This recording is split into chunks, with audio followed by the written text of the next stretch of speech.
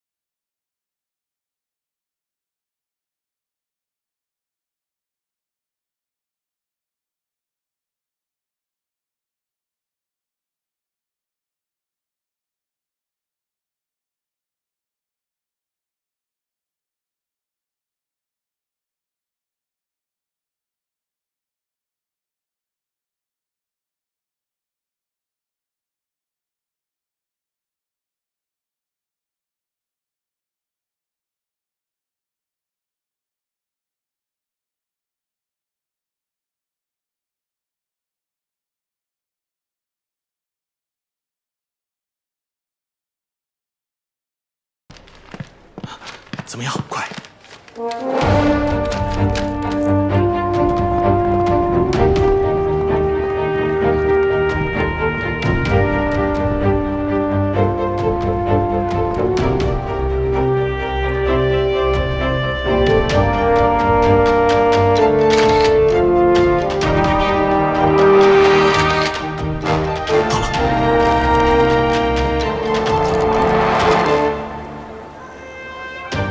先生，我们走吧。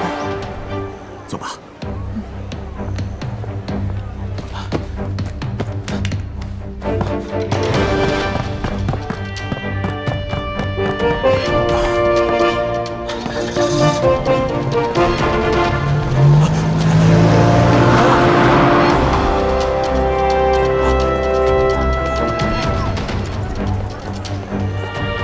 不好意思啊，曾先生走得急，包拎错了。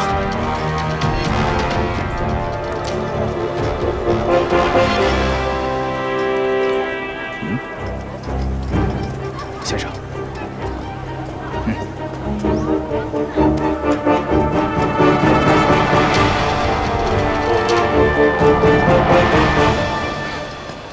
好，再见。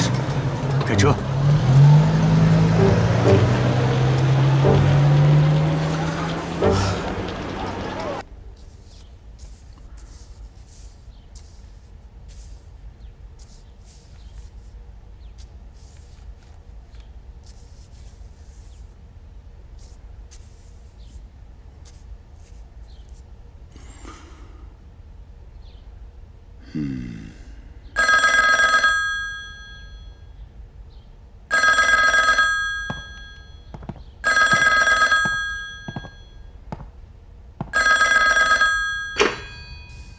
喂，金井先生，别来无恙啊！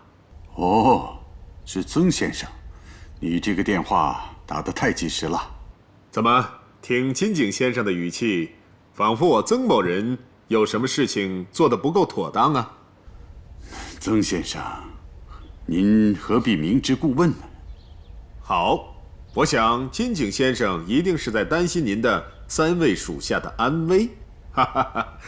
这一点，请您务必放宽心。木村先生他们3位毕竟是客人，在下自当盛情款待。曾先生，您难道不担心此举会对和谈产生极恶劣的影响吗？金井先生千万不要误会，在下更在意的是我们和谈的公平性以及保密性，所以还请阁下您一定体谅体谅我的苦衷啊！那好，曾先生，你把我的人放回来。我想木村先生他们3位毕竟远来是客，在下自当聊表寸心。我们会见之时，在下自当恭送3位先生。金井先生，我看我们俩还是商讨一下见面的事情吧。好，明天下午1点，训好山公园见。不过，我要提醒曾先生的是，现在是非常时刻，请曾先生的行为要谨慎些为好啊。好，谢谢阁下的提醒。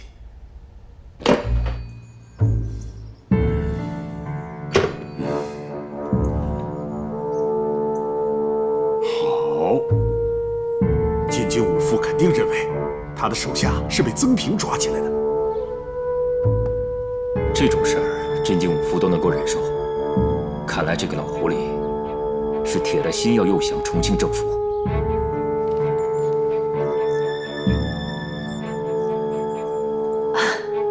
大功告成了。天亮，这张曾平的为人状真的是太逼真了。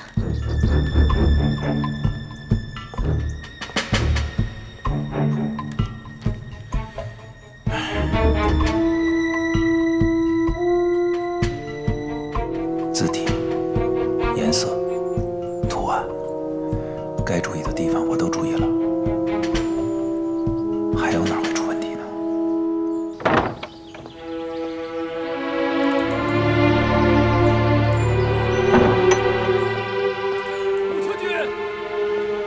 木村君，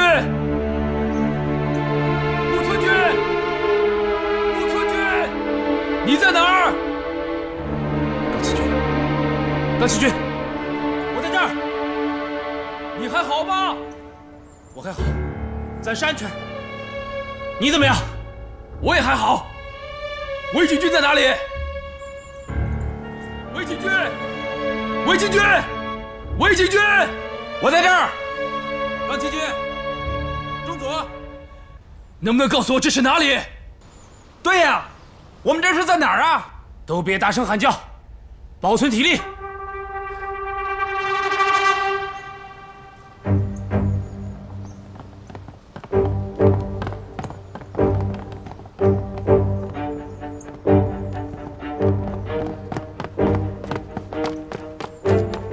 去找根绳子，快点！好。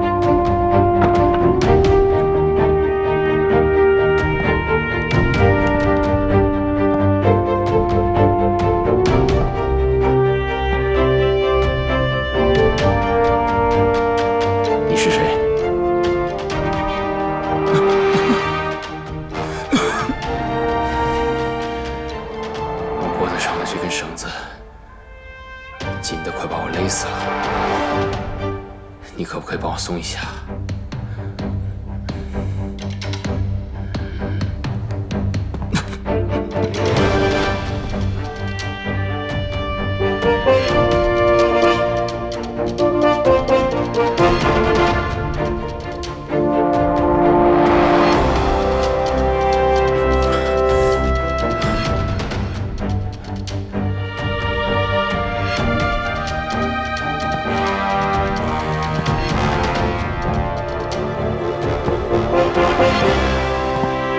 朋友，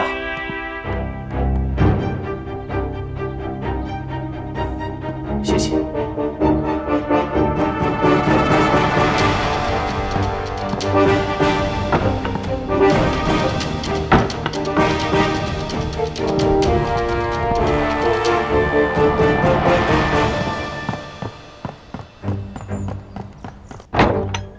老陈，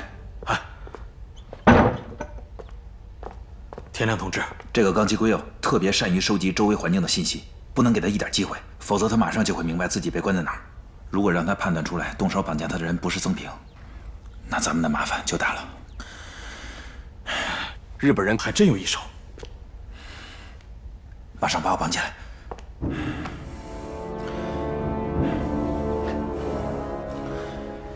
演戏就要演得像，重要的是，明天我再见到他们时候我的状态。还有，任何的蛛丝马迹，他们都有可能察觉。快绑！好。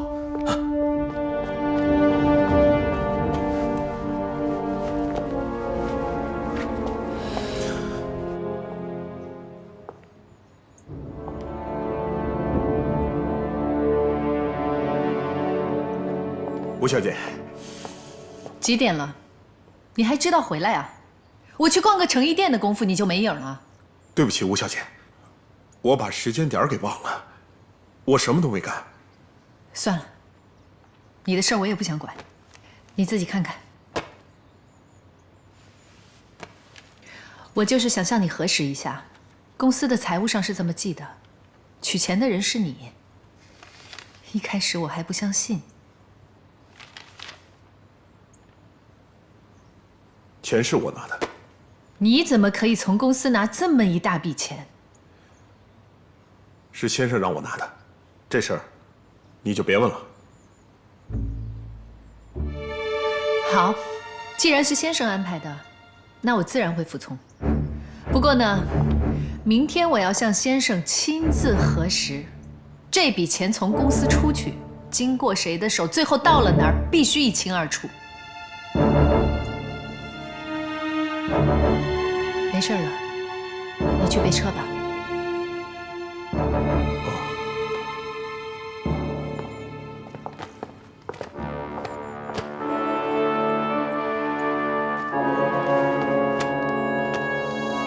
吴小姐，您救救我吧！我把从公司拿的钱全输没了。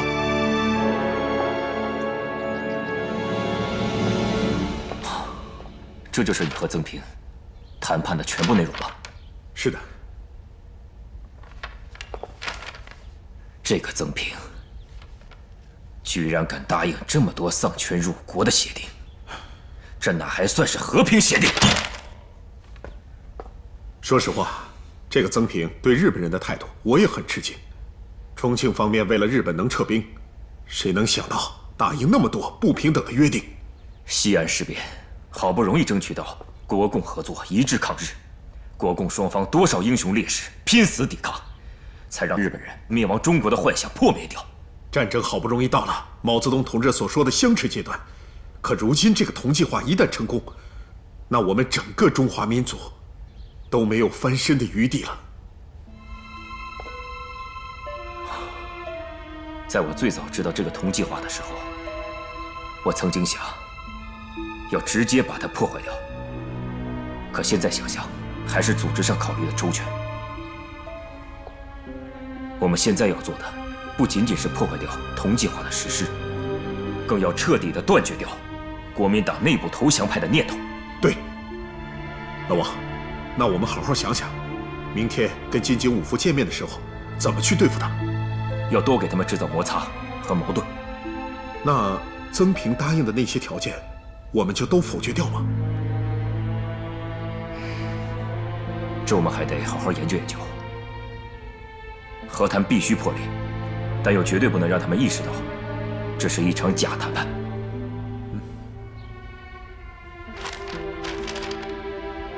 来，咱们一条一条研究吧。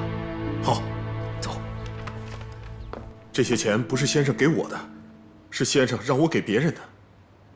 给什么人啊？我也不知道。吴小姐，我是真的走投无路了，输的这些钱，我就是有9条命我也赔不起。现在只有您能帮我了。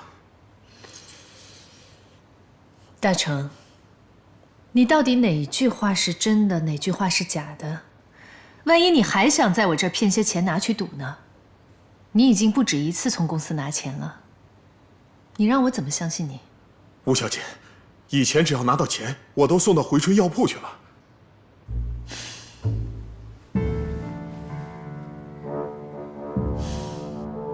你还是没有跟我说实话。哎，吴小姐，哎，吴小姐，吴小姐，请您相信我吧，我说的都是实话呀。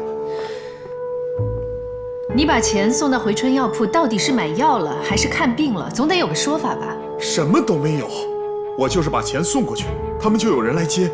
接钱的是谁啊？我不知道，我发誓，我真不知道接钱的是什么人。只要这回您能帮我，以后我就跟着您。这钱我帮你先填上吧。谢谢吴小姐，谢谢吴小姐。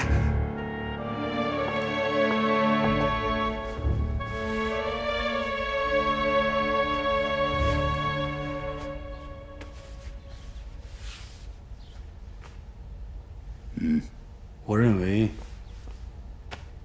大佐该选择这条红色的，红色彰显一定的威严与权势，而在中国人眼里，又是吉祥的意思。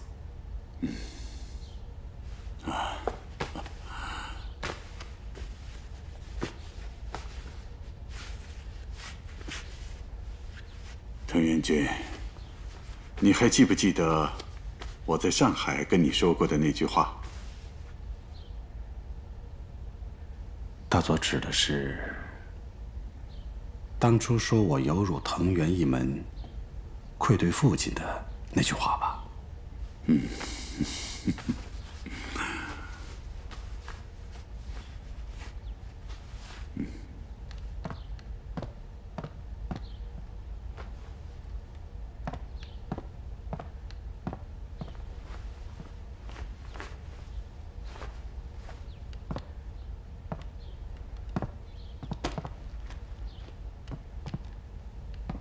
藤原君，祝我和谈成功，就是对你藤原家族最好的回答。请大佐放心。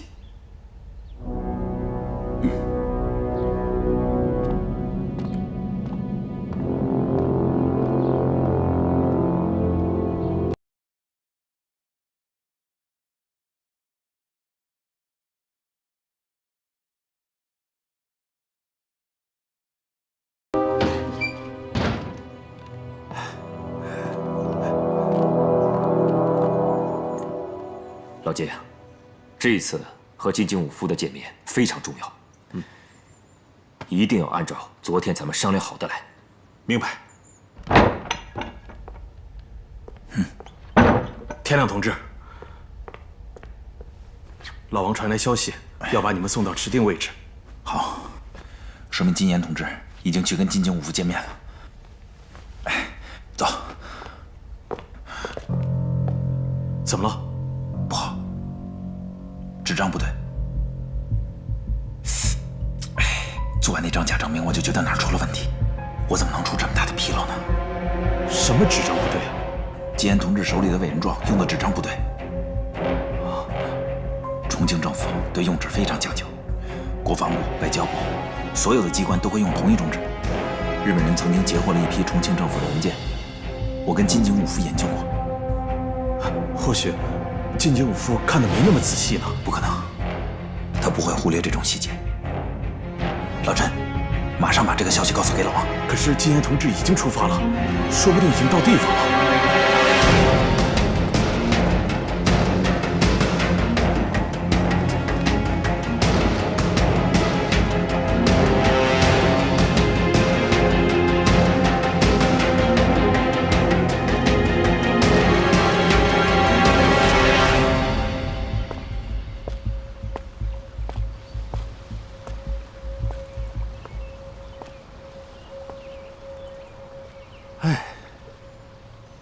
碧波荡漾，微风绿林，看来金井先生还真会找地方。在城市邻里当中，还有这么个安静所在。人静物则静。我能找这么个地方，也是好让曾先生你收敛收敛心中的戾气。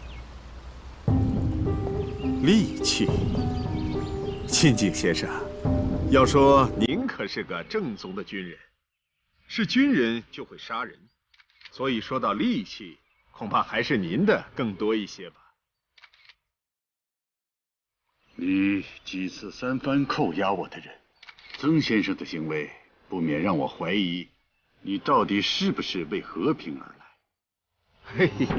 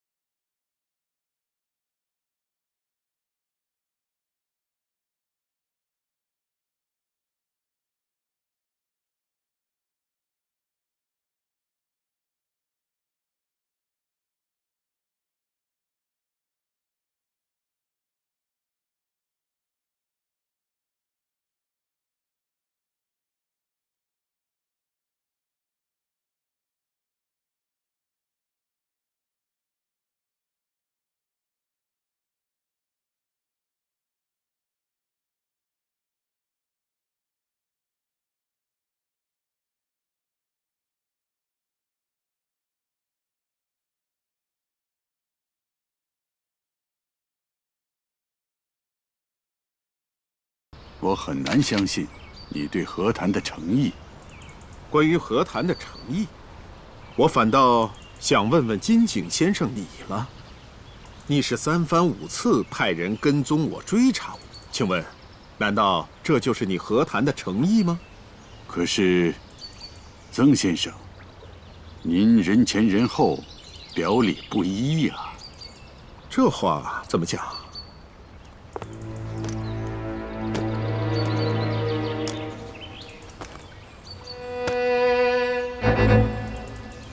您对这个作何解释呢？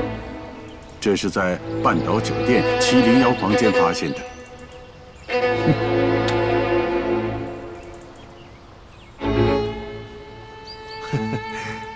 哎，这确实是个善意的误会啊！别说是你我二人，就是新婚夫妻两口子，也有吵架拌嘴的时候啊。这就全当是个相互的磨合吧。您可真会开玩笑啊，金井先生。如果您非要纠结于此事的话，那我今天可有大把的时间，不如我们坐下来好好聊一聊这件事情啊。为了这些琐事，没必要再浪费时间了。那好，那这一页我们就翻过去，谁也不提。谈正事，谈正事。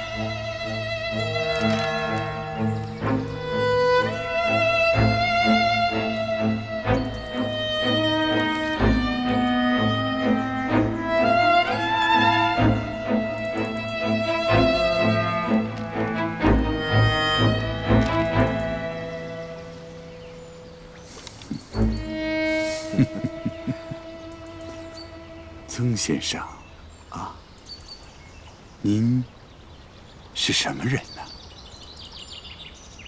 什么意思？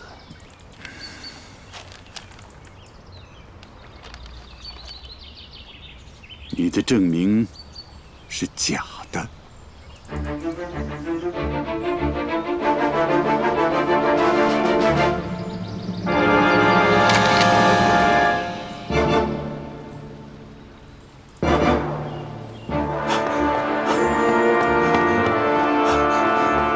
老王，你怎么来了？天亮同志说，禁烟同志的那张委任状的纸张不对，进京五副会看出来。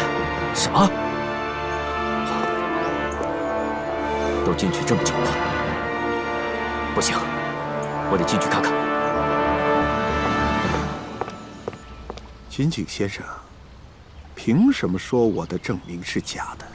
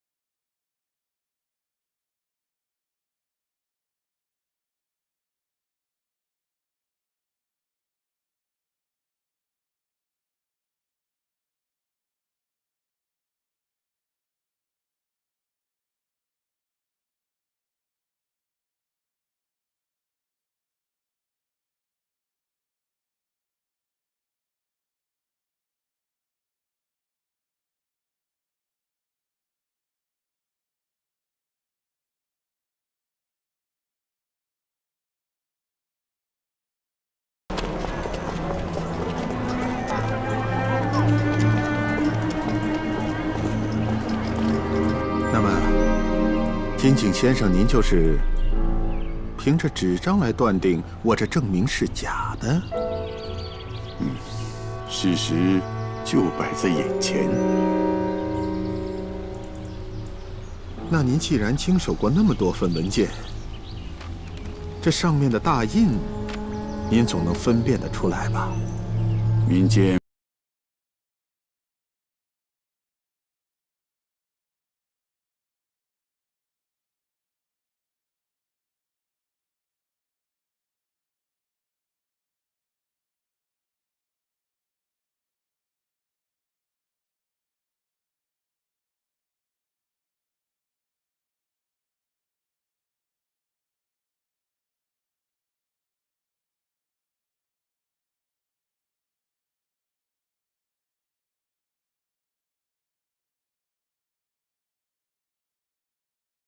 战略轰炸，39年5月3号还有4号，你们的轰炸机从我武汉直接起飞，接连轰炸重庆市中心区，并且大量使用燃烧弹。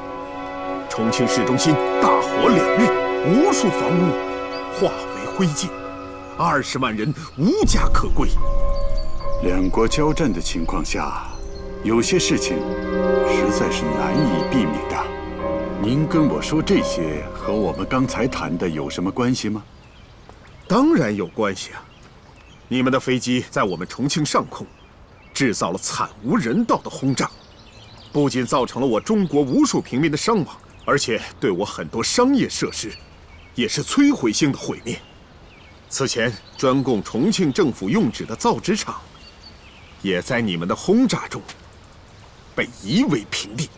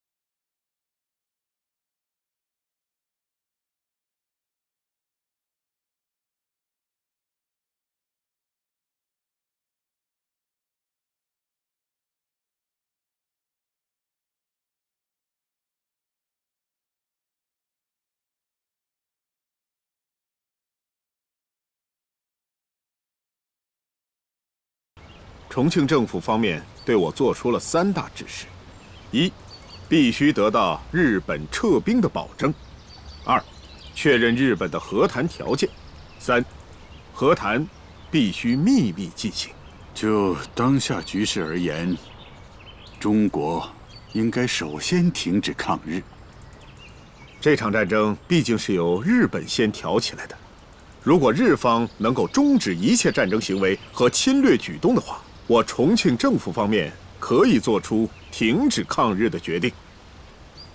在和谈协议下，日本会将军事力量撤出，但在特定的地点保留军队的驻扎。驻军是为了防共而做的准备。和共产党之间，那是我们自家的事情，但这不能够成为日本继续驻军在中国的借口。那华北和长江下游应该作为日中的经济合作地带，国民政府必须为日本提供便利和优先，特别是采用日方的技术与人员。在我们中国的土地上搞经济合作，毕竟是件好事。但是我们中国人必须是主人，日方只能作为合作关系存在。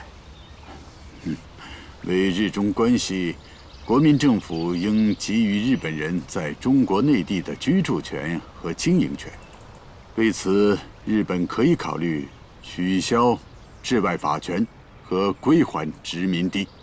好，那就要以治外法权的取消和殖民地的归还作为前提条件。为了使中国快速走出战争之阴影，中国应该从日方大量聘请经济、财政及军事人员等。但至于核心部门的核心位置，我们必须要有自己的考虑。那接下来就是中国必须承认满洲国。关于满洲国的一切事宜，待我回重庆以后再议。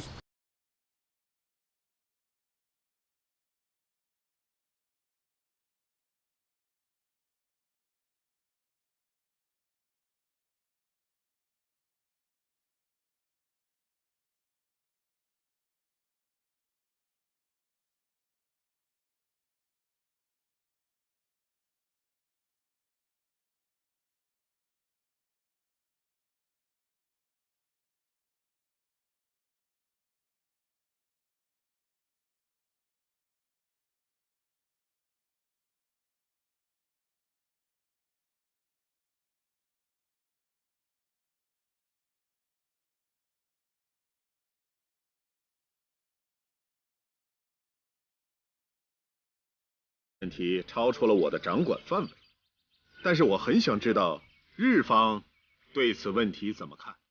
日本希望南京和重庆经过协议，最后从而合并。金井先生的意思我明白了。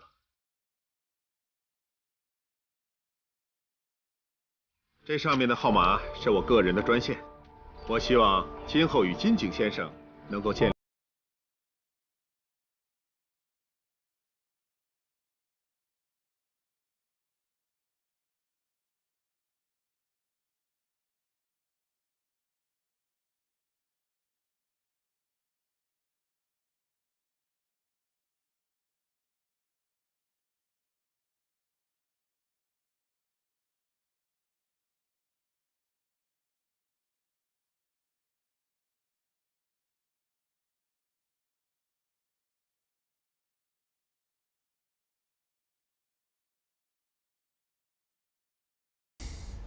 曾平有没有难为你们？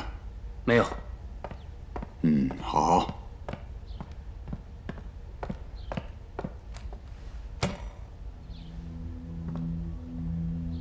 照片拍好了吗？属下以最大程度接近拍下了曾平的样貌，川口正在加紧冲洗。好，明天我会带着曾平的照片去一趟上海。这边的事情由木村来负责。嗨。藤原负责和我联络。嗨，好，都下去吧。嗨。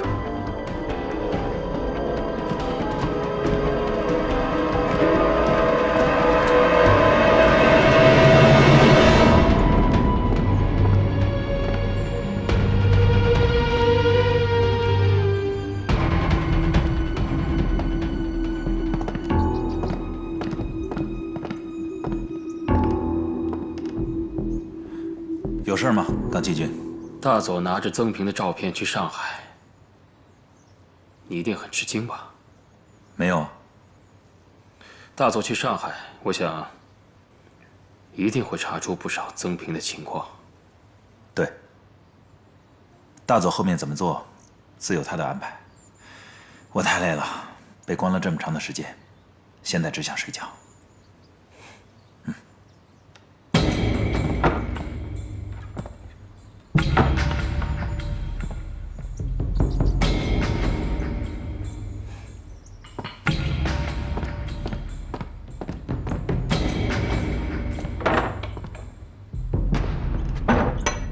这大把大把的钱，我丢进水里也能听见声响。可要听你这边迟迟没有任何动静。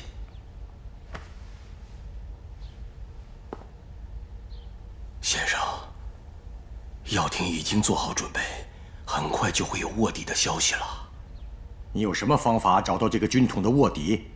毛森生前最后的藏身地点是在回春药铺啊。这个情报，军统卧底肯定知情，所以说，我们只要利用好这个药铺就可以。你是说，你要告诉这个军统卧底，据点重新启用？我整理发现了一些毛森的专属联络方式，现在正在用这个私人电台发信号。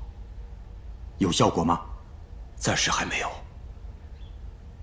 不过，从理论上来讲，毛森死后，另一方是不会轻易去触碰这个渠道。但是这个卧底非同寻常，更何况他被安排在了日本人的身边，他会更加迫切地想知道外面还有没有他的同伙了。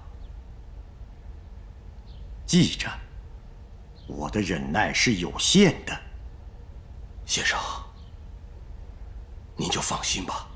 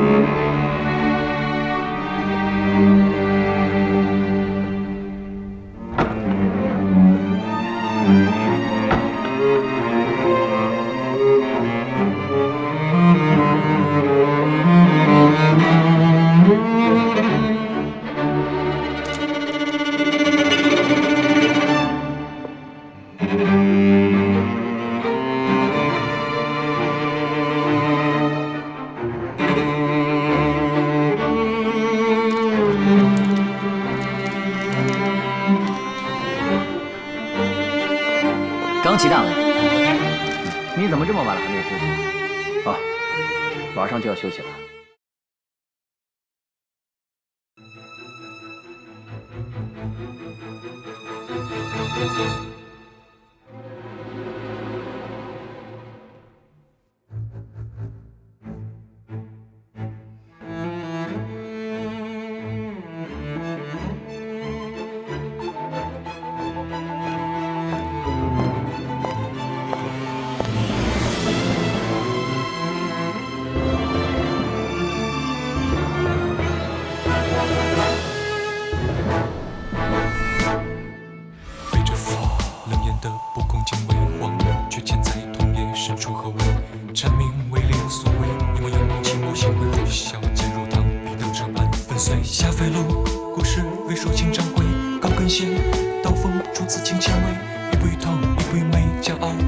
水落在我心里的滴泪成丰碑。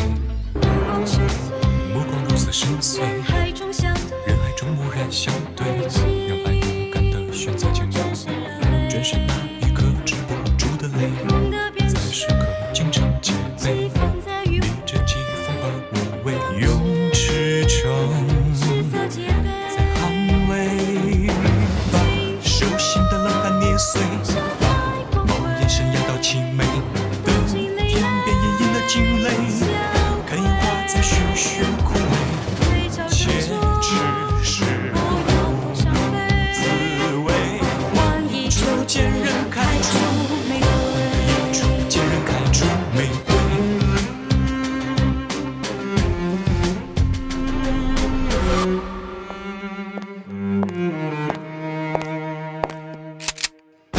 在时刻经常戒备，逆着季风而无畏，用赤诚在捍卫，把手心的冷汗捏碎，眸眼神压到凄美，等天边隐隐的惊雷，看烟花在徐徐枯萎，且只是滋味。往一处见人开出玫瑰，一处见人开出玫瑰。你就是那个卧底。我的身份只有毛站长一个人知道，你是怎么知道的？在老站长殉国之后，我联络了上峰。上峰告诉我，说老站长曾经秘密汇报过，他在金井武夫身边安插了一个人，局里要我们想尽一切办法都要找到你。